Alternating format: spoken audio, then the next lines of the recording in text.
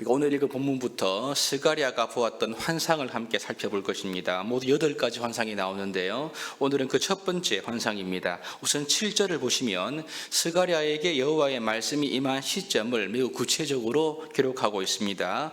다리오 왕 제2년 11째 달 곧 스밧월 24일에 이또의 손자 베레가의 아들 선지자 스가랴에게 여호와의 말씀이 임하니라, 이렇게 기록합니다. 우선 스가랴에게 말씀이 임한 이 시점은 다리오 왕 제2년 11째 달이라고 말합니다. 바벨론 달력으로 하면 스밧월 24일이죠. 그러니 어제 살핀 대로 스가랴에게 처음 말씀이 1장 1절에 임했던 그 시점보다 약 3개월 뒤에 지금 이 여호와의 말씀이 환상으로 스가랴에게 임했음을 우리가 알 수가 있습니다. 이 선지자 학개가 먼저 말씀 사역을 시작하면서 오랫동안 중단되었던 이 성전 건축이 다시 시작되게 되었습니다. 여기서 2달 이후에 스가랴가 이 말씀 사역에 함께 가세하게 되었죠. 그래서 이 두 선지자의 예언 사역, 말씀 사역은 중단되었던 성전 공사가 활기를 띨 수 있도록 힘을 불어넣었음을 우리가 말씀을 통해서 이미 살폈습니다. 이렇게 재개된 성전 공사는 약 4년에 걸쳐서 완공이 되었는데요. 이 학개서의 기록에 보면 스가랴에게 오늘 이 환상이 임한 시점으로부터 약 2달 전에 성전 지대가 놓였다는 기록을 우리가 볼 수가 있습니다. 그러므로 이 환상 계시가 주어진 때는 지금 이 성전 공사가 한창이고 초창기이면서 한창 되고 있는 그러한 때임을 우리가 충분히 짐작할 수가 있습니다. 이런 배경에서 하나님의 말씀이 스가랴에게 환상으로 부어지고 있는 것이죠. 우선 8절을 보시면 내가 밤에 보니 한 사람이 붉은 말을 타고 골짜기 속 화석류 나무 사이에 섰고 그 뒤에는 붉은 말과 자줏빛 말과 백마가 있기로, 이렇게 기록합니다. 선지자 스가랴가 밤에 환상을 보았는데요. 스가랴가 보았던 것은 한 사람이 붉은 말을 타고 화석류 나무 사이에 딱 서 있는 것을 보았습니다. 그리고 그 뒤에 붉은 말, 자줏빛 말, 그리고 백마가 있었다고 하는데, 여기서 보면 붉은 말, 자줏빛 말, 이 백마가 말 한 마리씩 있는 것이 아니라 영어에 보시면 horses, 그래서 말들이 있었다, 이것을 이렇게 번역하는데 이것은 원문의 의미를 잘 살린 번역입니다. 그러니까 여러분, 붉은 말을 탄 이 한 사람 뒤로 지금 3가지 색깔의 말들, 즉 군대와 같이 말들이 쫙 서 있는 그런 모습을 우리가 연상할 수가 있겠습니다. 이 스가랴가 이 환상을 보았을 때 천사에게 이들이 무엇이냐고 질문하죠. 그때 이 천사의 대답이 이들이 무엇인지 말로 설명하는 것이 아니라 이들이 무엇인지 너에게 보이겠다, 그렇게 말씀하시면서 이 환상의 내용이 계속 이어지게 됩니다.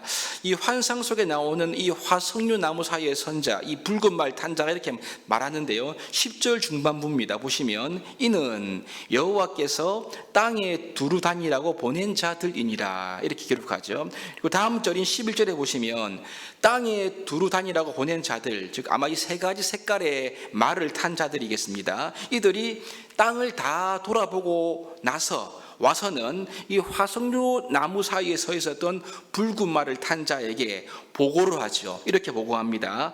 우리가 땅에 두루 다 다녀보니 온 땅이 평안하고 조용하더이다, 이렇게 보고합니다. 여러분, 이 환상이 의미하는 바가 뭘까요? 이것은 지금 여호와의 순찰대라고 할 수 있겠습니다. 순찰대가 이 3가지 색깔의 말들을, 이 말들이 온 땅을 두루 다녀보고 그 땅의 상태를 평안하고 조용하다라고 하면서 지금 붉은 말을 타고 있는 그 사람에게 보고하고 있는 그러한 그림입니다.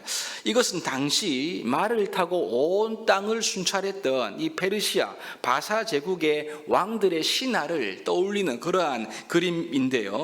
이 환상이 주어진 시점이 아까 말한 대로 다리오 왕 제2년입니다. 이 시기는 다리오 왕이 곳곳에서 일어났던 반란들을 진압하고 그의 통치에 평안함과 안정함이 깃드는 그러한 때였거든요. 따라서 이 환상은 포로에서 돌아왔던 유다 백성들의 상황이 지금 다리오가 통치하는 이 안정기 가운데 있었다는 것을 보여주는 것 같습니다. 그러니 유다 백성들이 처한 이 시대적인 상황은요, 페르시아 제국이 고대 근동 지역을 다 이제 제패하고 제압한 평안과 조용함이다. 이것을 이 말씀을 통해서 우리가 살펴볼 수가 있겠습니다. 그런데 12절을 보시면 앞의 내용이 평안함과 조용함과는 매우 대조적인 내용이 나오죠. 이 하나님의 천사가 하나님을 향한 천사의 탄원이 여기에 나옵니다. 12절을 보십시오. 여호와의 천사가 대답하여 이르되 만군의 여호와여, 여호와께서 언제까지 예루살렘과 유다 성읍들을 불쌍히 여기지 아니하시려나이까? 이를 노하신 지 70년이 되었나이다 하매. 지금 여러분, 온 땅을 둘러본 결과 평안과 조용하긴 한데 이 여호와의 천사의 반응은 탄식이 섞인 탄원으로 지금 하나님께 나가고 있습니다. 왜 그렇습니까? 예루살렘이 황폐하기 때문에 그런 거죠.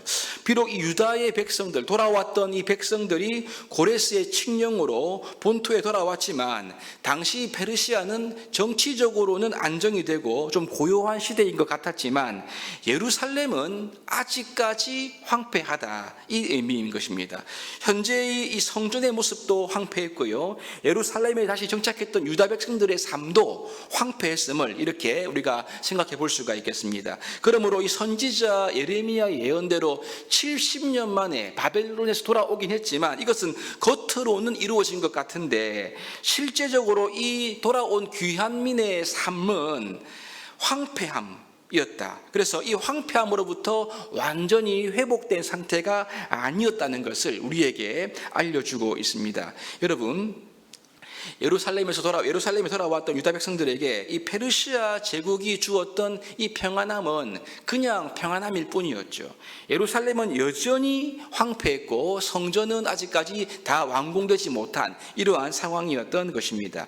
이런 상황 가운데 하나님께 이 탄식했던 이 천사의 탄식에 하나님은 곧장 응답하십니다. 하나님의 응답이 13절 말씀인데 보시면 여호와께서 내게 말하는 천사에게 선한 말씀, 위로하는 말씀으로 대답하시더라, 이렇게 말합니다.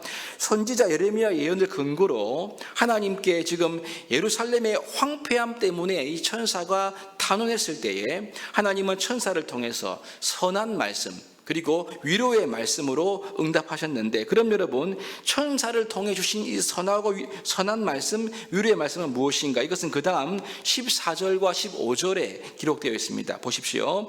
내가 말하는 천사가 내게 이르되 너는 외쳐 이르기를 만군의 여호와의 말씀에 내가 예루살렘을 위하여 시온을 위하여 크게 질투하며 안일한 여러 나라들 때문에 심히 진노하나니 나는 조금 노하였거늘 그들은 힘을 내어 고난을 더하였습니다. 이렇게 말합니다. 여러분, 하나님의 선한 말씀, 이 위로의 말씀은 한마디로 만군의 하나님 여호와께서 예루살렘과 시온을 위해서 크게 질투한다, 이것이 하나님의 선한 말씀이라는 것입니다. 여기서 이 질투는 부정적인 어감이 아니고요, 하나님께서 자기 백성들을 향한 특별한 사랑을 기록한 그러한 표현입니다.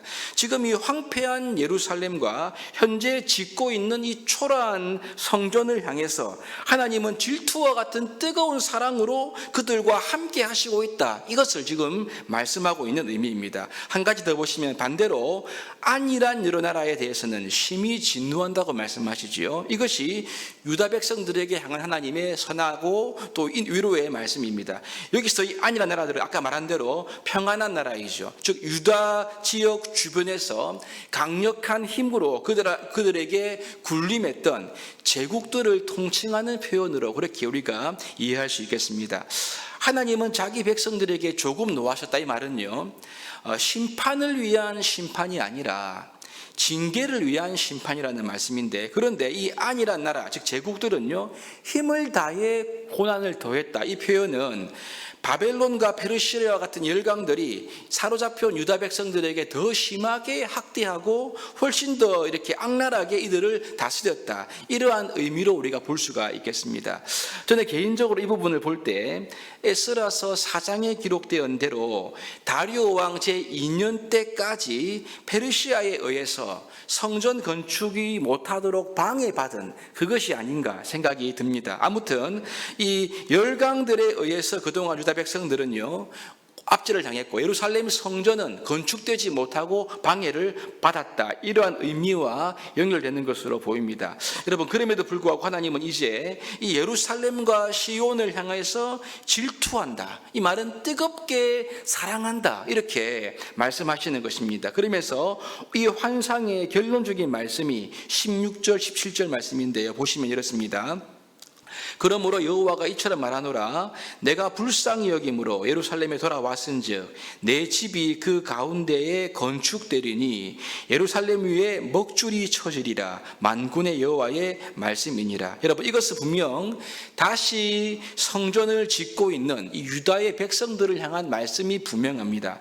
내가 황폐한 예루살렘에 돌아왔다고 주님 말씀하시는 거죠. 그리고 내 집 무엇입니까? 그들이 지금 짓고 있는 초라해 보이는 스룹바벨 성전을 의미합니다. 이 성전에 예루살렘에 건축될 것을 말하면서, 그러면서 예루살렘에 먹줄이 쳐진다 이렇게 말하잖아요. 먹줄은 건축공사의 설계가 되는 이루어지는 기본이라고 합니다. 그래서 하나님께서 예루살렘 위에 이 성전 건축을 위해 먹줄을 치시기 때문에 그 성전 건축이 시작될 뿐만 아니라 이것은 하나님께서 시작했기 때문에 완공될 것이다. 이런 의미가 이 말씀 속에 있습니다. 그리고 17절을 보시면 그가 다시 외쳐 이르기를 만군의 여호와의 말씀에 나의 성읍들이 넘치도록 다시 풍부할 것이며 여호와가 다시 시온을 위로하며 다시 예루살렘을 택하리라 하시니라. 지금 여러분, 비록 힘들고 어려운 상황을 지금 유다의 백성들이 지나고 있지만 하나님께서 이 어려운 성전 건축을 도와주실 것이고 이 성전을 통해서 예루살렘과 시온이 풍부하게 회복될 것을 이렇게 말씀하고 있는 것입니다. 그러니 지금 어렵더라도 너희 유다의 백성들아 열심을 다해서 최선으로 성전을 건축하라. 이 메시지가 이 속에 있는 거죠. 여러분, 그렇습니다. 성도들이 믿음으로 살아가는 삶은, 우리의 현실은 항상 좋고 항상 편하고 뭔가가 다 예비된 것 같은 그런 길이 아닐 수 있습니다. 오늘 평온한 페르시아의 세계 속에서 황폐한 예루살렘에 있었던 이런 유다의 백성들 같은 거죠. 그래서 정말 힘들게 성전을 건축하고 자신의 삶을 사는 이러한 어려운 삶이 우리의 신앙생활일 수도 있다는 것입니다. 그러나 여러분, 우리 성도가 소망을 두어야 하는 말씀이 무엇일까요? 그것은 하나님의 시선이 어디에 있느냐? 하나님의 불붙는 사랑이 바로 그분의 성전을 짓고 그분의 성전을 향하고 있는 그분의 백성들을 향하여 있다. 이것이 아니겠습니까? 그리고 약속하십니다. 하나님께서 행하시고 하나님이 이루실 것이고 마침내 하나님께서 회복과 승리를 주실 것이라고 말씀하시는 것이지요. 성전을 짓고 있는 유다의 백성들을 향해서 말입니다. 여러분, 그렇습니다. 오늘 우리가 처한 형편이 어떠합니까? 겉으로는 평안하고 문제가 없는 것처럼 보이지만 속으로는, 그리고 안으로는 황폐함과 씨름해야 하는 문제가 각자에게 있지 않습니까? 이 스가랴를 통해서 오늘 우리를 향한 회복의 메시지, 우리를 향한 소망의 메시지에 귀를 기울이십시오. 아무리 어렵고 황폐한 상황 속에 있다 하더라도 그리스도 안에 있는 성도들을 향하여서는요, 하나님께서 끝없는 질투와 같은 사랑으로 함께 하십니다. 세상 끝까지 함께 하신다고 약속하십니다. 하나님은요, 반드시 우리를 도우실 것이고 우리의 삶을, 주를 위해 살아가는 우리의 삶을 영광스럽게 하실 것입니다. 이 말씀을 믿고 유다의 백성들처럼 우리의 일상에 주어진 우리의 신앙의 삶과 사명과 우리의 모든 일들을 충성스럽게 신실하게 감당할 때 바로 그 길이 하나님께서 함께 하시는 길이라고 우리가 믿고 나아가는 저와 여러분들 될 수 있기를 주님의 이름으로 축복합니다.